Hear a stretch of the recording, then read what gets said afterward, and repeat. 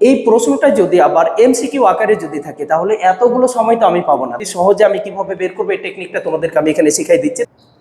আসসালামু আলাইকুম প্রিয় শিক্ষার্থী বন্ধুরা, আজকে আমাদের আলোচনার বিষয় হচ্ছে নবম দশম শ্রেণীর উচ্চতর গণিত দ্বিপদী বিস্তৃতি। এর আগের ভিডিওতে আমরা প্যাসকেলের ত্রিভুজের সাহায্যে আমরা কিভাবে বিস্তার করেছি, এরপরে আমরা দ্বিপদী বিস্তৃতির সাহায্যে আজকে আমরা যে জিনিসটা তোমাদেরকে বুঝাবো যে আমরা বিস্তার না করে অতি সহজে কিভাবে এক্স বর্জিত পদ বের করা যায়। এই কৌশলটা তোমরা যদি শিখে যাও তোমরা অনেক ভালো করবা। আর এই ক্লাসটা যদি তোমরা করো দেখবা যে তোমাদের একটা বড় একটা প্রশ্ন, অর্থাৎ যে গ নম্বরে যে 4 মার্কের যে প্রশ্নের উত্তর, এই 4 মার্কের প্রশ্নের উত্তরটা তোমরা খুব সহজেই করতে পারবা এবং তোমরা পরীক্ষার হলে তোমাদের সময় কম লাগবে, অতি অল্প সময়ে তোমরা অ্যান্সারগুলো করতে পারবা। তো প্রিয় শিক্ষার্থী বন্ধুরা, আমরা তোমাদের একটা জিনিস দেখাবো, সেটি হচ্ছে 2x square minus 1 divided by x square, তার পাওয়ার হলো 12। মানে অনেক বড় একটা পাওয়ার, যেখানে হচ্ছে যে আমরা মাত্রা নিয়েছি হলো কত 12। তাহলে 12 পর্যন্ত যদি আমি বিস্তার করে দেখাই তাহলে তো অনেক বড় হবে এবং এটা অনেক সময়ের প্রয়োজন। যদিও অঙ্ক সহজ কিন্তু সময়ের প্রয়োজন। তোমাকে পরীক্ষার হলে যে যত কৌশলী হবে সে তত সময় বাঁচাতে পারবে, আর নির্দিষ্ট সময়ের মধ্যে অ্যান্সার করাটাই হচ্ছে সব থেকে বুদ্ধিমানের কাজ। তো সেটা আজকে তোমাদেরকে আমি দেখাচ্ছি যে আমাদের যে জিনিসটা আছে এটাকে আমাদের মানে আমাদেরকে ধরে নিতে হবে যে আমাদের টার্গেটটাই হচ্ছে এক্স বর্জিত পদ নির্ণয় করো। এখান থেকে লিখবো যে এক্স বর্জিত পদ নির্ণয় করো। তো এখন আমরা যখন এক্স বর্জিত পদ বের করতে বলবে তখন আমরা ধরে নিব যে বা মনে করি আর প্লাস 1তম পদ এক্স বর্জিত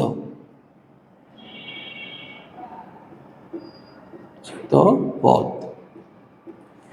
তাহলে এখানে আমরা হচ্ছে যে আমরা এটা ধরে নিলাম যে আর প্লাস 1তম পদটা হচ্ছে এক্স বর্জিত পদ। তাহলে এরপরে আমরা যাই 12 কম্বিনেশন, এখানে যততম পদ বলবে সেখান থেকে এক কম নিতে হবে, অর্থাৎ আর প্লাস 1 থেকে এক কমাই দিলে শুধু আর হয়। এরপরে এটাকে আমরা মনে মনে এক্স ধরবো, এটা মনে মনে ওয়াই ধরবো।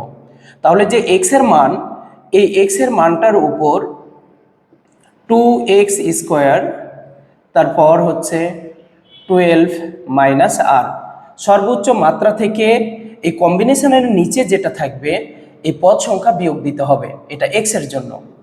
এরপর ওয়াই এর মানটা হচ্ছে minus 1 divided by x square, এবং তার যে পরিমাণ এখানে মাইনাস করব সেই পরিমাণ এখানে সে পাওয়ারই আলোকে বসে যাবে, কারণ আমরা জানি যে দ্বিপদী বিস্তৃতির প্রত্যেকটি পদের মাত্রা সেম থাকে, মানে একই রকম, মানে একই সমান থাকে। 12 মাইনাস আর, তাহলে এখানে 12 থেকে আর বিয়োগ হয়েছে, এখানে যে পরিমাণ কমবে এখানে সেই পরিমাণ দিয়ে দিতে হবে। তো এরপরে আমরা 12 কম্বিনেশন আর, এরপরে এখানে আমরা দেখতে পাচ্ছি 2 এর মাত্রা হচ্ছে 12 মাইনাস হলো আর ইন্টু, এবার এক্স এর মাত্রা এবার 2 দ্বারা গুণ করলে 12 দুগুণী 24 হয়, মাইনাস 2r ইন্টু, এরপরে এখন আমরা একটা কাজ করব যে 1 ডিভাইডেড বাই হলো এক্স স্কোয়ার, অর্থাৎ 2কে আর দ্বারা গুণ করলে হবে 2r, এবং এখানে একটা মাইনাস 1 আছে, এই 1 এর উপর আর, কারণ এখানে মাইনাসটা প্লাস হবে না মাইনাসই থাকবে এটা আমরা বলতে পারতেছি না, কারণ আর এর মান তো আমাদের জানা নেই। তো আর এর মান যদি জোড় হয় তাহলে প্লাস হয়ে যাবে, যদি মাইনাস হয় মানে বিজোড় হয় তাহলে মাইনাস হবে।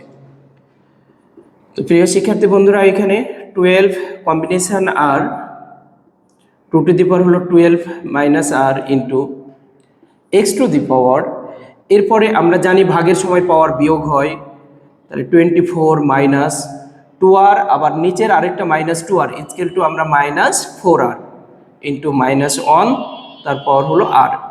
তো এখানে একটা জিনিস লেখা আছে যে আমাদের এক্স বর্জিত পদ। প্রিয় শিক্ষার্থী বন্ধুরা, এই জায়গাতে লেখাই আছে যে আমাদের এক্স বর্জিত পদটা আমাদেরকে বের করতে হবে।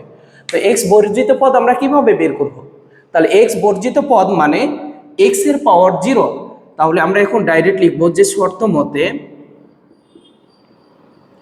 তাহলে এক্স এর পাওয়ার কোনটা? 24 মাইনাস হলো 4r ইকুয়াল টু 0। এক্স বর্জিত পদ মানে এক্স এর পাওয়ার 0। তাহলে এক্স এর পাওয়ার 0 হলে এখানে যে মানটা আছে এই মানটা সমান আমাকে 0 ধরতে হবে। এরপরে minus 4r equal to minus 24, r equal to minus 24 divided by minus 4, অতএব r ইকুয়াল টু 4 6 24 6। তাহলে এখানে আমরা r এর মান পেয়ে গেছি। তাহলে r এর মান যদি 6 হয় তাহলে আমাদের x বর্জিত পদ হলো কততম পদ হবে? তাহলে অতএব r প্লাস 1 অর্থাৎ হচ্ছে 6 প্লাস হলো 1, 6 প্লাস 1 7তম পদ x বর্জিত পদ, বর্জিত পদ।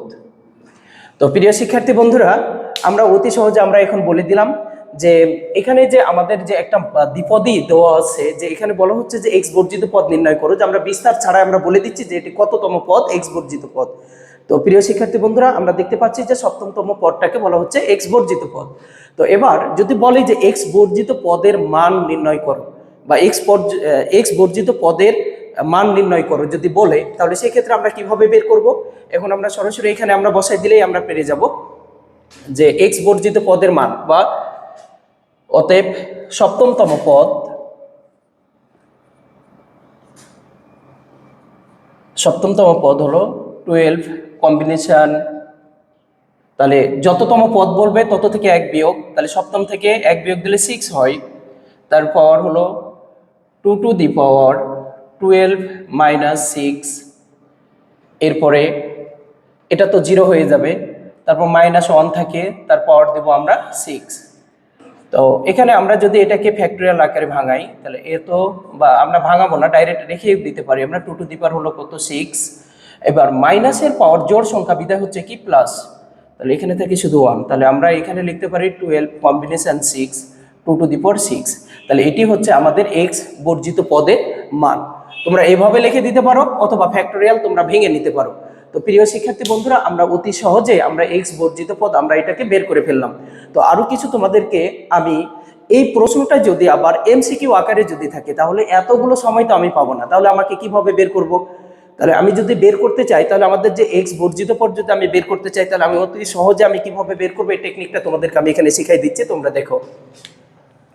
এমসিকিউ এর জন্য 2x square minus 1 divided by হলো x স্কোয়ার, এর পাওয়ার আছে হলো 12। তো এখান থেকে একটা জিনিস আমি তোমাদেরকে দেখাবো যে আমাকে এক্স বর্জিত পদ যদি আমি বের করি তাহলে আমাকে আর এর মান লাগবে। তাহলে আমি আর এর মানটা আমি কিভাবে বের করব? আর এর মানটা বের করার সহজ টেকনিকটা হচ্ছে এই এক্স এর পাওয়ার দ্বারা এই উপরের পাওয়ারটাকে গুণ করতে হবে, অর্থাৎ এটার সাথে এটাকে যদি আমরা গুণ করি তাহলে 12 দ্বিগুণ 24 হবে। তাহলে 12 দুগুণ হলো কত? 24। তাহলে আমি উপরে এখানে 24 বসাই দিলাম, ডিভাইডেড বাই, এরপরে এই দুইটার মানে দুইটা এক্স এর পাওয়ার আমাকে যোগ করতে হবে। তাহলে এখানে আছে হলো 2 আর এখানে আছে হলো 2, 2 আর 2 যদি আমি যোগ করি তাহলে 4 হবে। তাহলে উপরের গুণফলকে এই যোগফল দ্বারা যদি আমি ভাগ করি তাহলে আমি কত পেয়ে যাব? 6। তাহলে এই যে এখানে দেখতে পাচ্ছ প্রিয় শিক্ষার্থী বন্ধুরা যে আমাদের আর এর মান এখানে 6, এখানেও কিন্তু আমরা আর এর মান 6 বের করে ফেলেছি। তাহলে 6 যদি আমরা বের করি তাহলে এবারে এক্স বর্জিত পদের অ্যান্সারটা কোনটা হবে? 12 কম্বিনেশন 6, তারপরে হচ্ছে 2, 12 মাইনাস হলো 6 ইন্টু মাইনাস 1, তার পাওয়ার হলো 6। তাহলে এখানে আমরা পেয়ে যাচ্ছি 12 কম্বিনেশন 6 2, আর এখানে পাবো হলো 6, আর মাইনাসের পাওয়ার যদি জোড় হয় তাহলে প্লাস হবে, এবং অনের পাওয়ার যাই দিই না কেন অনই হবে। তাহলে প্রিয় শিক্ষার্থী বন্ধুরা, অপশানে যদি এটা থাকে আমরা এটা অ্যান্সার লিখে ফেলবো। তো অতি সহজে আমরা কিভাবে শর্ট টেকনিকে একটা অ্যান্সার করতে পারি আজকে তোমাদেরকে দেখাই দিলাম। নেক্সট ভিডিও পাওয়ার জন্য তোমরা আমাদের পেজে ফলো দিয়ে রাখো এবং আমাদের সাথে থাকো। সবাইকে ধন্যবাদ। আল্লাহ হাফিজ।